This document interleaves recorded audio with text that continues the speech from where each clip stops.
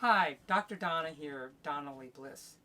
If you've ever wanted to make a positive change in your life, such as going back to school or learning a new skill, such as playing the guitar or writing, or making a positive change, such as working out to get in better shape, and couldn't get moving forward, that it was almost as if you were like immobilized in a block of cement.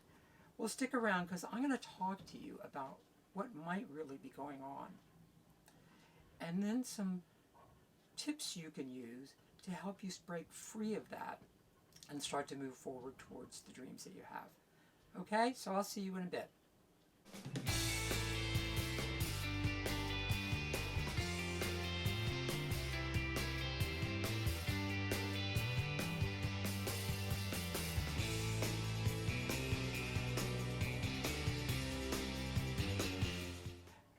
So, some of you might be watching me and listening to me play the guitar and think, well, what's the big deal?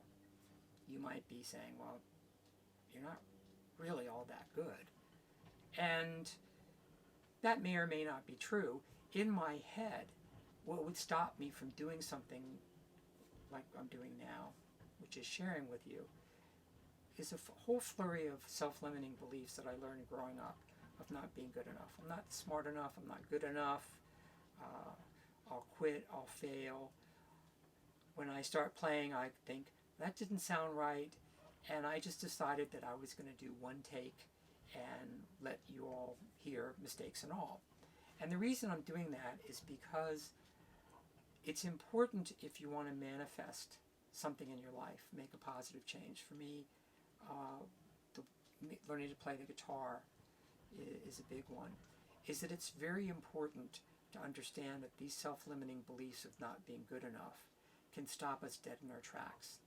And at the end of the day, we have to actually violate those beliefs, which arouses a lot of anxiety and fear. So hence, when I was thinking about doing this video to talk with you, I thought, oh, I'm going to have to practice and practice and practice because I can't possibly let people see me make a mistake. So I would go, and I thought, oh my God, I started the song wrong.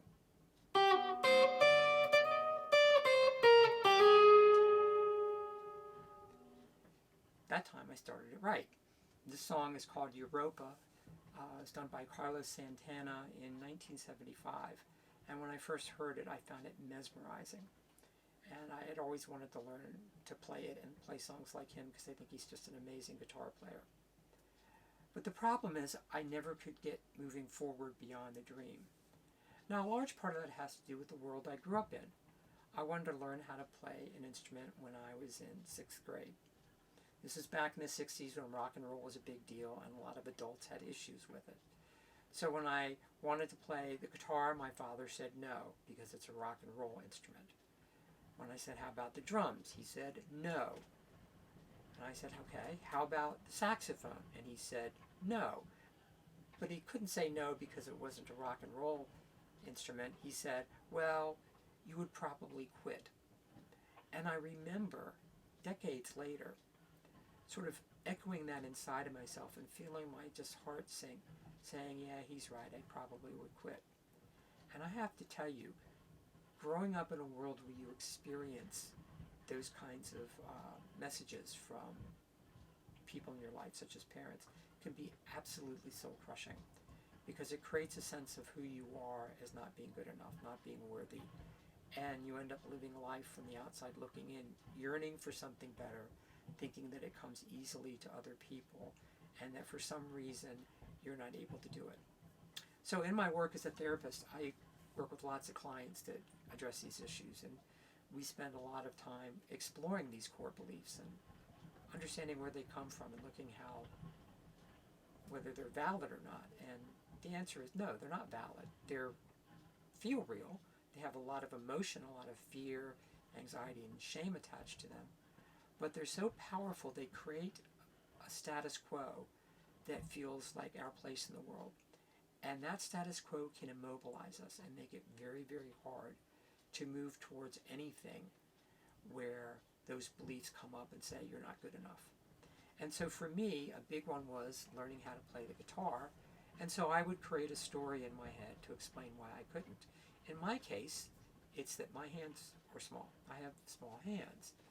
And I would just convince myself that that was the reason why I couldn't play. And a few years ago, I was at a guitar store and I was talking to a saleswoman, and we were talking about guitars, and I said that same thing. Well, I'd love to play, but my hands are too small. And she looked at me and she smiled and she said, hold your hand up. So I did. And she put her hand next to mine. And her hand was just slightly bigger than mine. And she said, well, I have small hands too, and I play the bass in a rock and roll band. Well, now all of a sudden, that belief that felt so real got blown out of the water, because I couldn't convince myself that I couldn't play because my hands were too small, because here's somebody else who had small hands, and she's a bass player. So what did I do? I created a new story. And that's what self-limiting beliefs do. Every time evidence comes up to disconfirm it, it sort of shape shifts. So it was no longer I couldn't play because my hands were too small. It's that I was too old and my fingers weren't dexterous enough. So I couldn't fly along the keyboard like other people can. Of course, these are people that have played for years and years and years. And so I would negatively compare myself to them and, again, reinforce the belief that I'm not good enough. So if you can relate to this, I'm going to share with you what I've done to break through that, to start to realize more and more the dreams I have. And I've chosen to share with you the one about the guitar because this is a really important aspect of my life in terms of expressing myself. I've always wanted to do that with music, and now is the time. And so I've been taking some online courses that provide some structure and some exercises such as stretching fingers. So like, for example, doing scales and working on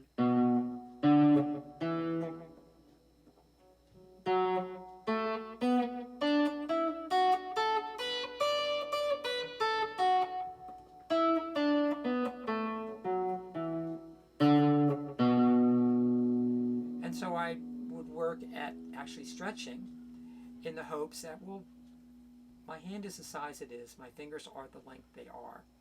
But if there's ways to stretch so I can do chords better and play ultimately play faster, then I was going to stick with this course and just keep working at it.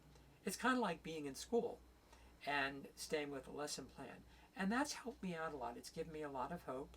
And so I started violating those core beliefs because I started believing that maybe it was possible for me to learn how to play the guitar. And so the song I'd always wanted to play is the one I played at the beginning, which is called Europa, done by Carlos Santana, I believe in 1975. I think he's an amazing guitar player, and he's a really pretty cool human being, too. And it's not an easy song to play, and so I found a YouTube video where the guy's actually very good. He breaks it down and has tablature, so I've been just piecemeal doing it. And so what I was playing for you was the beginning, even though I make mistakes. And I was doing this last night, and I thought, I'm going to focus less on comparing myself to how my version sounds to Carlos Santana, because to me it's absurd to compare myself to Carlos Santana. So I was going to focus on playing the song the way that just feels right to me, which is a little slower and a little bit more soulful. It still is the same song, and that just made me feel good inside, and that led me to think about doing this video, because just taking that action is moving away from the security of the status quo. It arouses the core beliefs of not being good enough. I think of them as like really twisted police officers that are saying, stop, stop, stop. You can't possibly play the guitar. Don't you know that you're not good enough? Your hands are too small, you're too old, whatever it is. And so I just would keep doing these small little baby steps forward, practicing a day at a time. And I would listen to myself, and I'd start to record myself, and I could hear improvement. And I started to really develop these new beliefs that while I might not ever be able to rival Carlos Santana in terms of my guitar playing, that I'm already on the path of learning how to play the guitar and to be able to express myself through that. And I wanted to share that with you in the hopes that it will encourage you in terms of whatever you're longing to do in your life. Go back to school, work out, maybe it's stop drinking or stop smoking, maybe it's learning an instrument or learning to do art, is that if you feel yourself being immobilized and not able to take any action, chances are you have very self-limiting beliefs that you learned growing up, because we're not made to be self-limiting. If you watch little kids, they don't like stop and say, I can't do this. Their joyful enthusiasm is always pushing them forward. But if we grow up in certain environments, we actually internalize these negative messages and literally believe that we're not good enough. And so the good news is that because it's learned behavior, we can learn new behavior. So I went out and I bought myself a new Fender Stratocaster guitar, because this is the kind of guitar I saw people play rock and roll with back in the 60s and 70s. And to me it was a reward for being committed to learning to play the guitar. And so now I'm sharing this with you.